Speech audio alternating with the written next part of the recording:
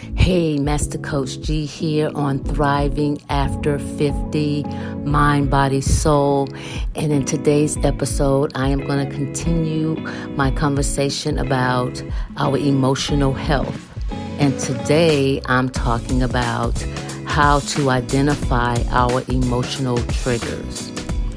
Identifying our emotional triggers can be helpful in steps in understanding and managing our emotions. So I'm going to talk about 3 steps that we should take in order to be able to understand and better manage our emotions. The first one is self-awareness. The second one is reflecting on our emotions. And the third one is keeping a journal of our emotions. And I'm going to go further into that here in a little bit. But being able to identify emotional triggers is an ongoing process, okay, that requires self-reflection, observation, and sometimes external support. It's essential that we approach this process with kindness and patience toward ourselves because it is a process. So I'm going to dive deeper into the subject, identifying your emotional triggers. I'm Master Coach G, and I'll see you on the inside.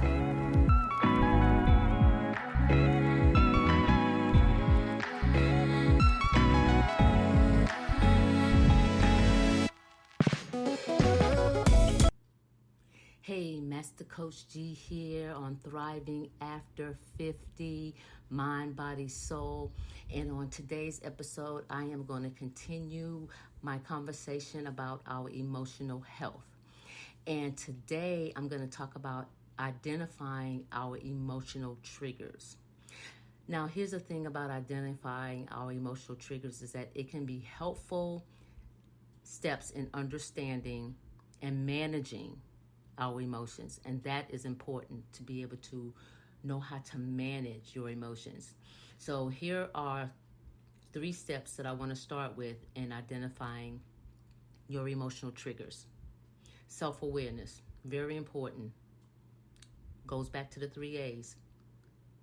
Awareness. Self-awareness starts by being aware of your emotions and paying attention to any sudden shifts or intense reactions to what it is that you're experiencing at that moment, whatever the trigger was. Noticing when you feel angry or sad, anxious, or any other strong emotion. This self-awareness will help you to identify the potential trigger.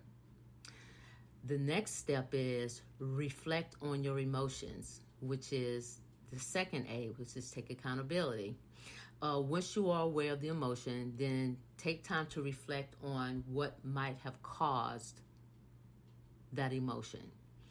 You have to ask yourself questions like, what happened right before I started to feel this way? What thoughts or memories are associated with this emotion? See, asking yourself these questions allow you to get to the root cause of that particular emotion that you're having. Identifying specific situations or events that trigger your emotions can give you some valuable insight. So that's the reason why it is important that you do reflection on the emotions that you're feeling. Here is step number 3. Keep a journal. Write down your emotions and the trigger in the journal. That can be a very powerful tool for your self-discovery. Make a habit of recording your emotional experiences and the circumstances surrounding them. Over time, the patterns may merge and you'll gain a deeper understanding of your emotional triggers. Now, remember that identifying your emotional triggers is a personal process that requires self-reflection and observation. So that means that you have to pay attention to how you're feeling. You have to pay attention to the emotions so that you can be able to identify it. And that takes time. Practicing self-awareness and reflection can gradually become more in tune to your emotions and their triggers. Here's another thing that you have to pay attention to is your physical sensation.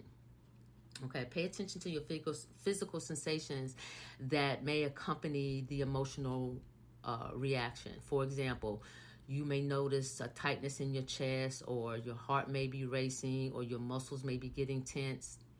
That's a physical cue that provides you information about the trigger.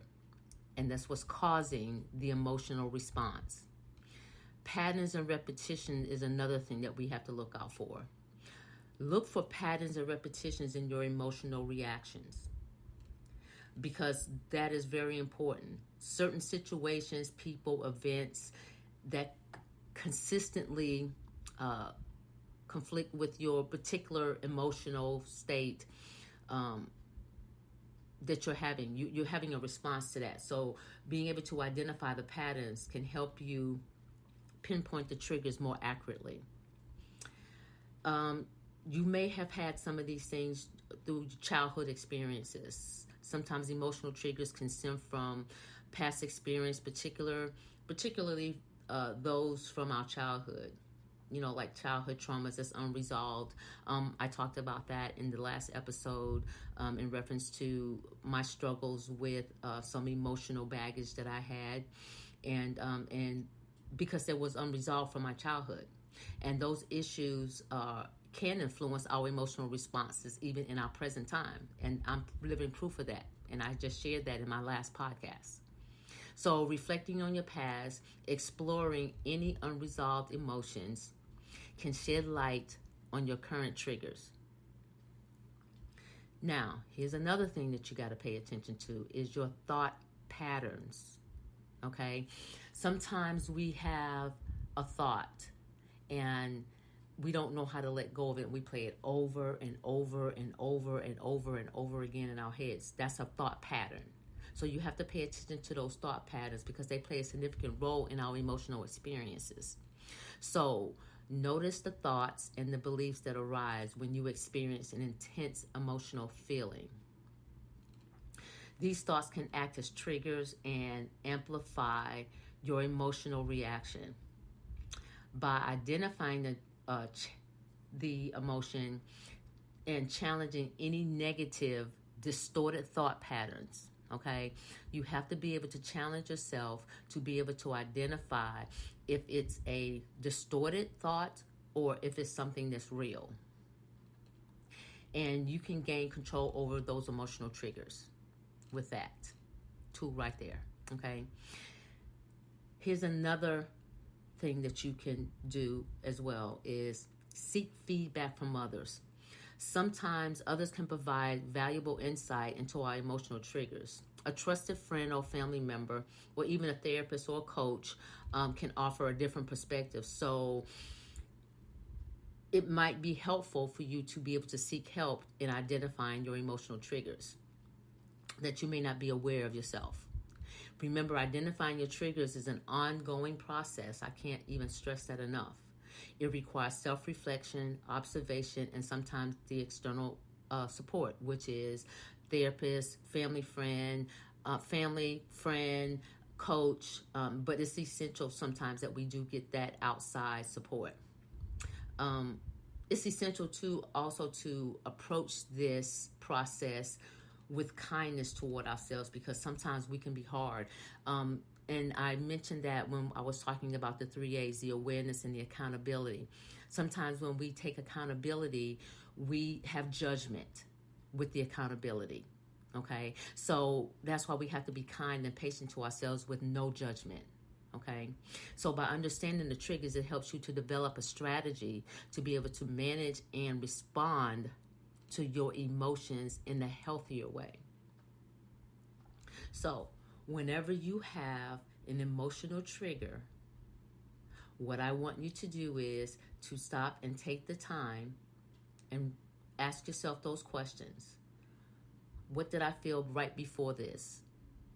Where did this come from? Pay attention to your patterns, to your thought patterns.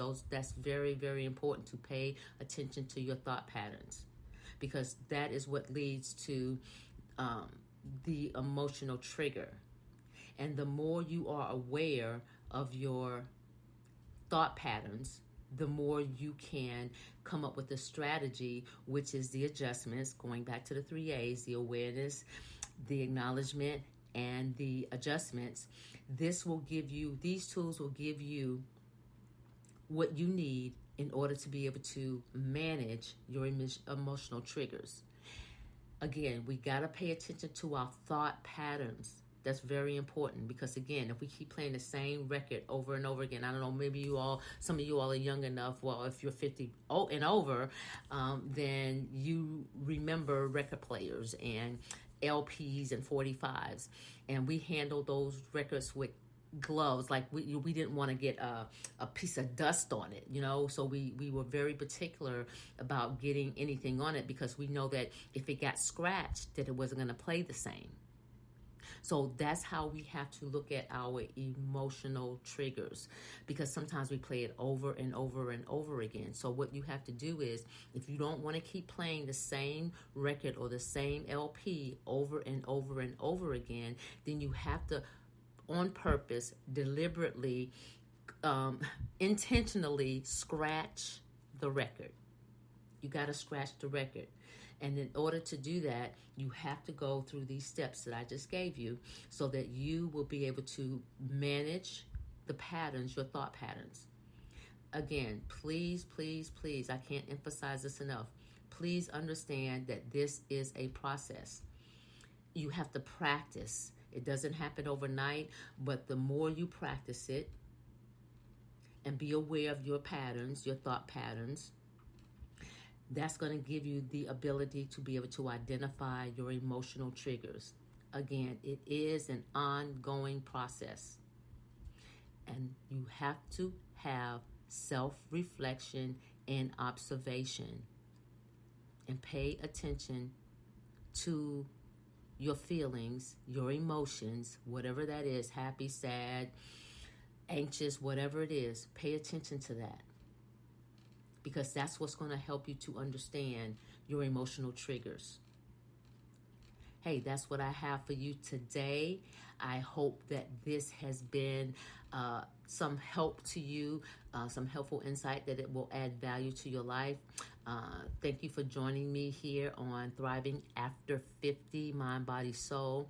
And hey, while I'm at it, let me give a shout out to all my listeners here in the United States, Canada, Belgium, United Kingdom, Mexico, Russia, France, and Brazil.